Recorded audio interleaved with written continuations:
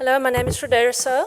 I'm an architect from Cape Town, but today I'm going to talk about how I found my own identity through design. Basically, in my final year of architecture school, I became a little bit disillusioned with architecture, and I became increasingly interested in product design.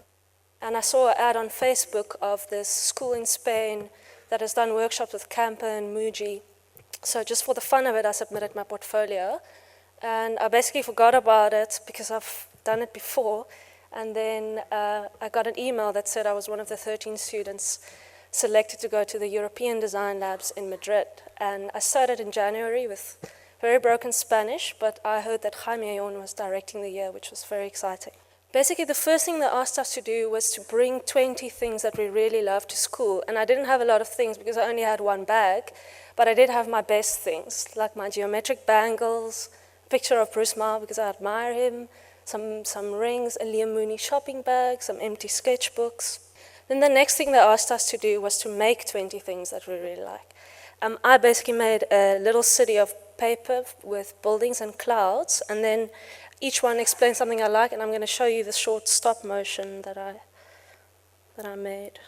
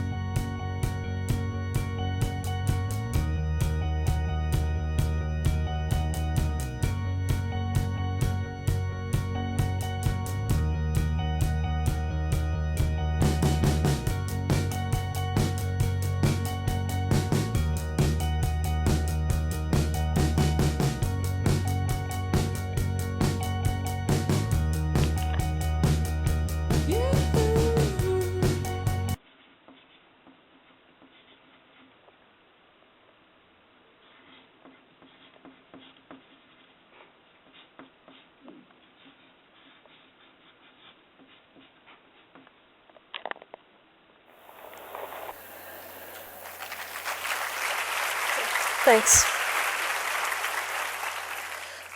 Both of these exercises were like something that you would give to a grade 1 student, but I think it was important because I've actually never thought about myself in this way before. The next thing, all of these exercises then developed into the makings of 3-dimensional objects, which they told us didn't have to make sense, and you could use anything that you like. I didn't have a lot of money at that stage, so I found things on the street, and I stole some IKEA pencils, which are, by the way, free, and so I made this thing which I later called the Tokoloshi and the Pencil Monster, which that is a Spanish egg carton, but it's such a beautiful logo that I wanted to use. And I also used some Spanish fruit crates, which they threw out, and I made a man drum and a woman drum. From all of these exercises, it became really clear to me that what I was most drawn to was geometries, rhythm and repetition, buildings, and patterns, and that's what I had to work with. So the first exercise that I did was I took the photos that I've taken of South Africa the year before. For example, this is a little donut stand in Durban, and I abstracted that into a simpler geometry, and then after that I made it into a pattern.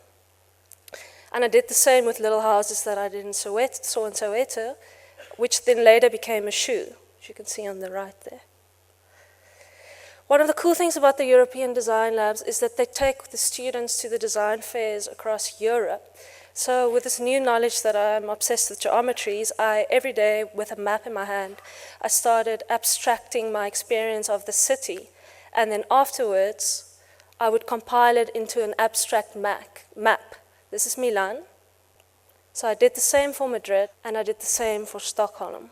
What I then did is, again jumping between scales, is that I took these maps and I started dissecting it, making it into furniture, and then putting these geometries of my travel diaries onto containers and ceramics, ideas about ceramics.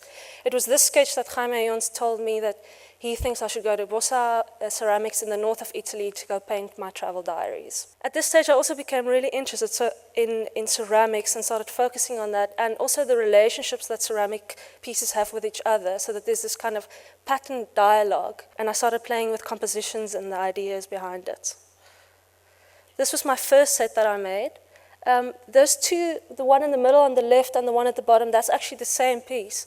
But I like the idea of one object having many different sides and having secrets, and that you as a user, as an owner, can constantly change it around or make your own composition. And I mean, you can own one piece or you can own many, and you just sort of choose it yourself. This is another one, another series that I made. So before I went to Bossa de Grappa to paint my ceramics, I played with the composition first. These are basically the blank pieces, and you can see it looks like a little city. That's basically my main inspiration, is urban environments and cities. So I took my patterns of my travel diaries and I went to Bossa to paint. When I got there, no one spoke a word of English, and they gave me this powder to make paint with, and I didn't even know if it was going to turn out blue or not, so I was quite confused. But I basically started painting and engraving for 3 days, and this is the final product. The big piece is about 60 centimeters tall. If you zoom in, some of them are quite detailed as well. And this is the 5 sisters. This project opened up quite a few doors for me, which is very nice. Since the school, I've been doing other projects, especially toys. This is a South African toy called The Colors. Another project called Urban Heidi. And I've also been designing more and more patterns now that I've studied. These are called Tokyo Men. This is called Zebra City. And this is called Zebra Roses. Actually, when I put this presentation together, I realized I might be obsessed with zebras, which I didn't know before. And a lot of my patterns I sort of imagine as different things, and I think I really would like a dress like this. I've also been designing wallpapers for local South African companies. And that is all. Thank you.